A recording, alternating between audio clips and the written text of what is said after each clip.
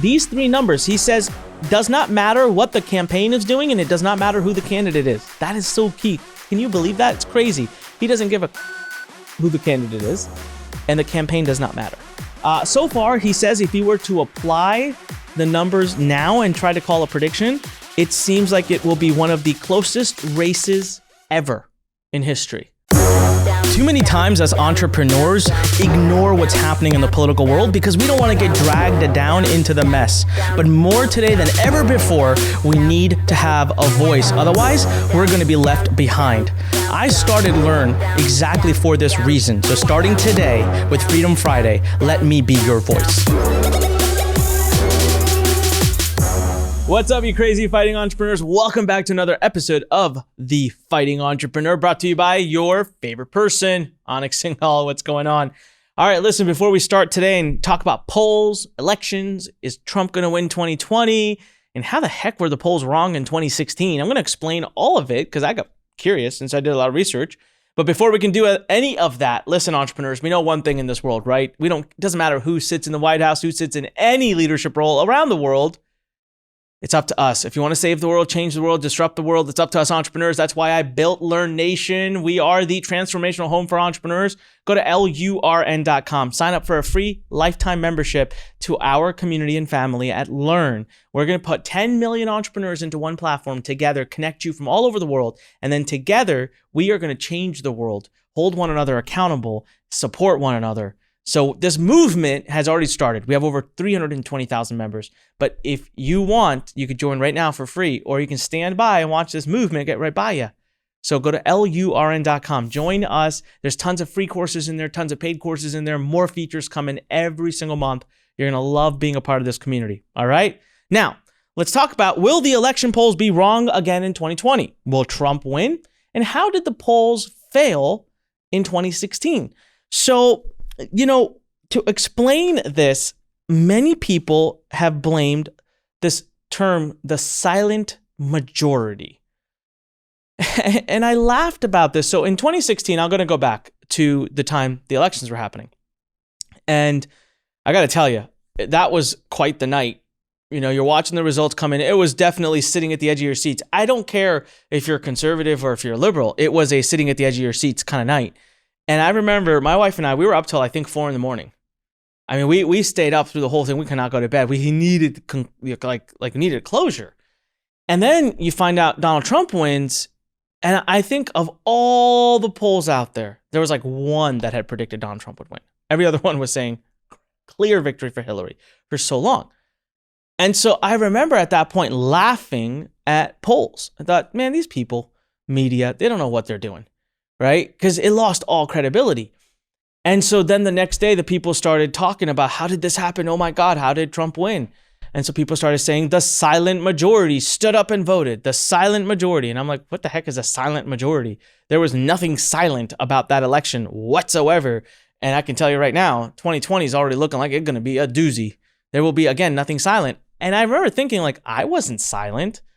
About my beliefs. I never have been. If I'm in a room with people, I will tend to talk about what I believe in. I might not talk about who I'll vote for, but when I talk about what I believe in, unless you're an idiot, you'll figure out who I intend to vote for. So, but then again, yeah, I understood most people wouldn't really want, sometimes some segments of the population can be way louder than the others. And so I kind of let it go until I started Freedom Friday recently.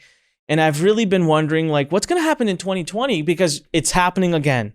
All your news outlets love recent polls say, recent polls. So every time I hear that, I'm like, polls are stupid. Polls don't know anything. So I decided to take a minute to figure out, how the heck do polls even work? What does a poll need to happen? So I thought, I'm going to be really smart. I'm going to do my own poll. We're going to have the Fighting Entrepreneur poll. And so I went to Google Surveys. There's this really cool service you can use with Google where you pay per response, and Google syndicates your survey for you. And then you just pay them per response. And so I was like, I'm going to go out and get like 1,500, 2,000, 2,500. I'll pay for it out of my pocket results. And I'm just going to say, who do you plan on voting for? The Democrat, the Republican, or are you not going to disclose? And Google comes back and says, yeah, sorry, buddy. That's a poll question. We leave that to the professional pollsters. You can't run that kind of question on our surveys. And I'm like, man, what's a professional pollster? You mean there's like, I just thought these are things like surveys that are run by news media outlets. There's professional pollsters. I got even more curious. So I went out and I did my research. So polls is quite the art. There's a definition behind it. You can't just run a poll. Like your poll can't just be a poll. You have to go through certain standards. And here's what these standards are. Good or bad, I don't know, but I was intrigued by them. So first of all, the goal of a poll is to get, and I quote, a large and representing sample. And I loved this one video, which you can see in onicpodcast.com. I put all of the sources I used to do this episode today. I love one of the quotes they said. They said, imagine a spoonful of a soup. If you get a bowl of soup, ideally every spoonful should taste the same. So if you just took one taste, that should represent how that bowl of soup would taste. Like we go to the ice cream parlor, like if you go to the ice cream place all the time, right? You can ask for sample. Like, let me sample this, let me sample that, let me sample this. It's because ideally, if you like the sample, the rest of it's going to taste exactly the same. So you can lean on that. So it makes sense. Okay, now here's how polls are conducted. First of all, computers will randomly dial landlines and cell phones, and they're supposed to dial in a very random format. So the first thing I realized from that was like, oh my God, polls are actual phone calls. Like they're not just like little internet things. They're actual conversations that happen with human beings. Oh, interesting. So I start to already see a possible why the silent majority could actually be a very big thing. Okay, so they're phone calls. That was my first takeaway. The third thing was the goal of a poll is to get large enough responses to decrease what we call a margin of error. So this means that your actual results could really be a varied part of a sample. So let me go back to the ice cream example and show you like what I mean here. So in an ice cream example, if you were sampling, let's say a chocolate chip ice cream, if you had a teeny little spoon and you picked up a little scoop, maybe you'd end up picking just the chocolate chip out. And so now your sample would taste like chocolate and you would think either good or bad, except when you got a larger sample, you'd be like, where the heck? Why isn't this whole thing brown? Why isn't this all chocolate? Where's the white coming from in this ice cream bowl? Now, if you made the spoon bigger and you scoop, ideally, you'd end up getting some of the ice cream plus the chocolate chip plus whatever other flavors are there. So the margin of error, they say the larger the pool, the smaller your margin of error. What's a margin of error? So basically every poll will report, we are showing that Donald Trump is 46% likely to win with a 3% margin of error. That means he might be either 43% or 49%. So it could be plus or minus from 46. So a margin of error will always exist. The larger your pool, the smaller the margin of error. But of course, for pollsters to collect polls, it's expensive. So they found a number. What's the number? The aim is to get about 1,500 people to verbally answer your questions. That brings you to a 3% margin of error. And you know what? It usually requires about 12,000 to 13,000 outgoing phone calls. That's a lot. Because it makes sense. Like if I get a call, I'm not going to answer it. So I can see why about a little over 10% will actually respond and reply. One thing I could not find an answer to, except that just a little clip of a video, which shocked me, but I don't think this is the answer. I was looking for how many questions are in the poll.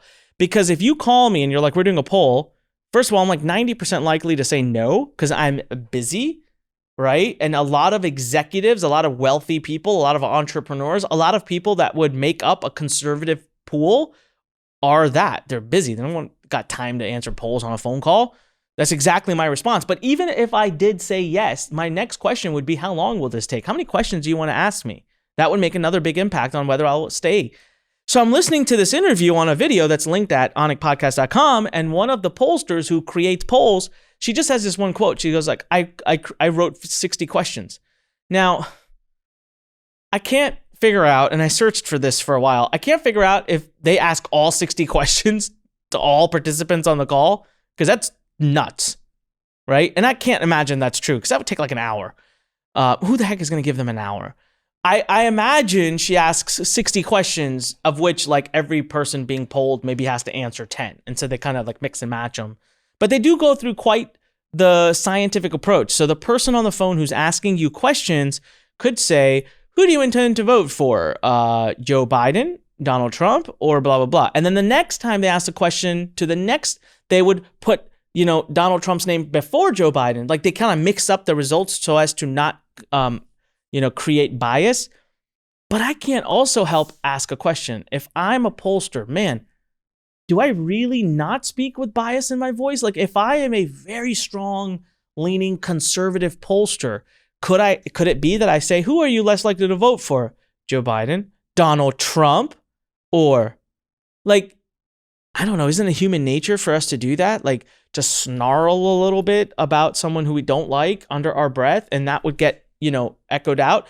I'm going to assume maybe these pollsters are specifically chosen and they don't have maybe hard beliefs, but that does to me introduce a line of question, a whole lot of line of question. So, okay.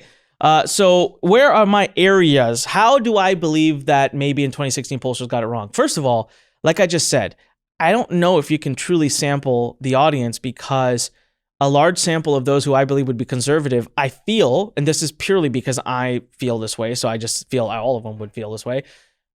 I kind of feel like conservatives would be less likely to take a poll than a liberal. It just seems to be the makeup. So now all of a sudden you're not really getting an equal sample. The other thing is you're asking me questions on the phone. So maybe there is certain pressure and you don't answer questions honestly because there's a live human on the other side. The third thing is, how do I really trust that pollster isn't influencing my decision or my feedback or my words at all, even through tonality, pause, effect, anything like that? I don't know. I have no way of knowing. So now let's see, how have polls done in the past? So there's one particular poll I was looking at. I think it was a poll run by CBS, I think. Since 1980, it had predicted every election for the president correctly except for two. Bush and Gore, Trump and Clinton. Those are the only two it got wrong, which was funny because in both of those, the conservative won. So it's predicted every election correctly except for two, in which case both of those, the conservative won. So it seems to be there is something going on in the way we poll that seems to not favor conservatives. All right, so here's the other interesting question that came up during my research, which really led me to some thinking.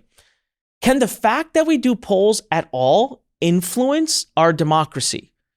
So that's an interesting question. I don't really have an answer on it yet, but I kind of am starting to have some thoughts formulate. So for example, and this is really smart, and actually this is what Hillary Clinton blames for her, well, one of the many reasons she blames for her losing 2016. See, if you're sitting back, you're an average American, you work hard, you got long days, you got all kinds of problems in your life, you got bills to pay, you got health issues, all of that, okay? Election day comes, your company doesn't give you time off. They give you the ability to go, there's long lines and blah, blah, blah. And let's say you're a big Hillary Clinton supporter in 2016. You really want her to win.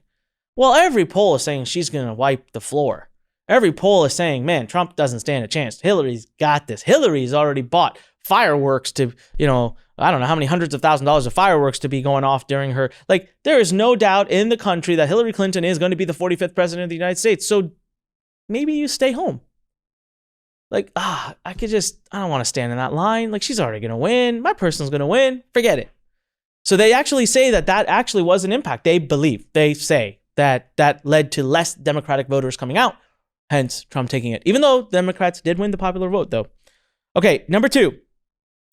Or if the candidate that you want is behind on the polls, are you that much more motivated to show up for voting and to inspire others to show up for voting?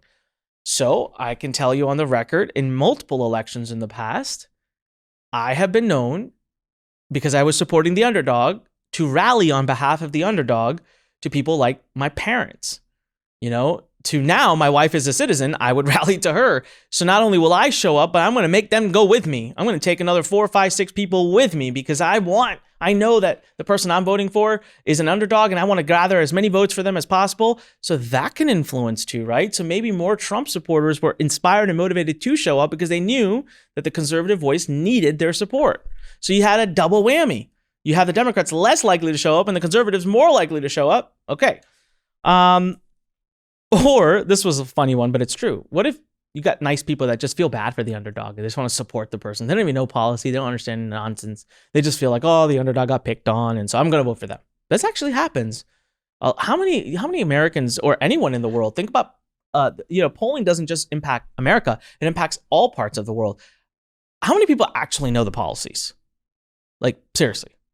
They just kind of pick a side. They depends on who their environment likes. And so, yeah, I can totally see someone just kind of rallying towards the underdog because they're just nice people. So does polling actually impact us in a negative way? I'm kind of leaning on the fact of like, yeah, I think so, a little bit. I could go another day without seeing a poll right now.